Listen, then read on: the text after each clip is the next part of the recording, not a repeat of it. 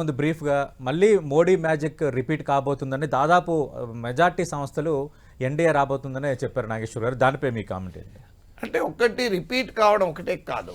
ఇప్పుడు మోడీ ఫినామినన్ అర్థం చేసుకోవటానికి ఒక్క రిపీట్ కావడము 10 ఏళ్ల తర్వాత కూడా మళ్ళీ గెలవడము అనేది ఒక ఇంపార్టెంట్ పాయింట్. అది కూడా లాస్ట్ టైం సీట్ల కన్నా బాగా తగ్గుతాయని అంచనాలు వచ్చినా తగ్గకుండా తెచ్చుకోవడం ఒక అంశం. రెండో అంశం ఏంటంటే అప్పర్ కాస్ట్ హిందూ పార్టీగా ఉన్న భారతీయ జనసంఘ్ బీజేపీ ఇవాళ దళిత్ ట్రైబల్ ఓటర్లోకి బాగా పెనట్రేట్ అయింది. So it is more inclusive Hindutva inclusive BJP. ఇది మొదటిది. రెండవది గతంలో నార్త్ ఇండియన్ పార్టీగా హిందీ రాష్ట్రాల పార్టీగా మ్యాక్సిమం అయితే నార్త్ కు వెస్ట్ ఇండియాలో ఉన్న పార్టీగా 2014లో మొదలై 2024 వరకు సిగ్నిఫికెంట్ గా ఇతర ప్రాంతాలకు తన ఫుట్ ప్రింట్ను టెరిటోరియల్ స్ప్రెడ్ను బీజేపీ పెంచుకుంటోంది. సీట్లు ఎన్ని వస్తాయి? ఇప్పుడు యాక్సిస్ మై ఇండియా సర్వే ప్రకారం తమిళనాడులో 14% ఓటింగ్ వస్తుంది, 2 to 3 సీట్స్ వస్తున్నాయి. కేరళలో 27% ఓటింగ్ యాక్సిస్ మై ఇండియా ప్రకారం. లెఫ్ట్ కు 29 వస్తే బీజేపీ 27%, అక్కడ కూడా 2 to 3 సీట్స్ అంటున్నారు. సో ఇదే నిజమైతే ఒక సిగ్నిఫికెంట్ పెనిట్రేషన్. కర్ణాటకలో తన బలాన్ని రిటైన్ చేస్తోంది, తెలంగాణలో ఇంప్రూవ్ అవుతోంది.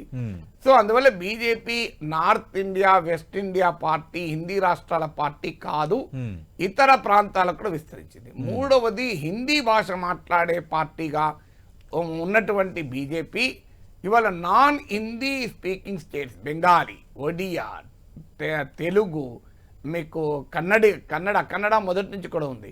Even Tamil Malayalam speaking areas లో కూడా ఎంటర్ అయింది. అది వేరే చాలా మేజర్. అంటే దేవనాగరి లిపిలో రాయని భాషల్లోకి ద్రవిడియన్ లాంగ్వేజెస్ మొదటి నుంచి బీజేపీకి మింగుడు పడిన ప్రాంతం సౌత్ ఆఫ్ ఇండియాస్. సో అక్కడ కూడా బీజేపీ ఎమర్జ్ కావడం అనేది మూడో ఫ్యాక్టర్. దీనికి రీజన్ ఏంటి అనుకున్నప్పుడు ఇట్ ఈస్ మోర్ మోడీ విజయము ఎంతనో అపోజిషన్ ఫెయిల్యూర్ కూడా అంతే. ఎందుకంటే బీజేపీకి బలమైన ఐడియాలజీ ఉంది. ప్రతిపక్షాలు బీజేపీని ఎలక్టోరల్ గా డిఫీట్ చేసే ప్రయత్నం చేశాయి తప్ప ఐడియాలజికల్ గా బీజేపీని డిఫీట్ చేసే ప్రయత్నం చేయలేదు. నేను చాలా సార్లు చెప్పాను, గ్రామ్సే అని పొలిటికల్ సైంటిస్ట్ చెప్తాడు, ఎలక్టోరల్ గా డిఫీట్ చేస్తే సరిపోదు, ఐడియాలజికల్ డిఫీట్. రెండు, బీజేపీకి ఉన్న ఆర్గనైజేషన్ మిగతా పార్టీలకు లేదు. మూడు, బీజేపీకి ఉన్న లీడర్షిప్ మిగతా పార్టీలకు లేదు.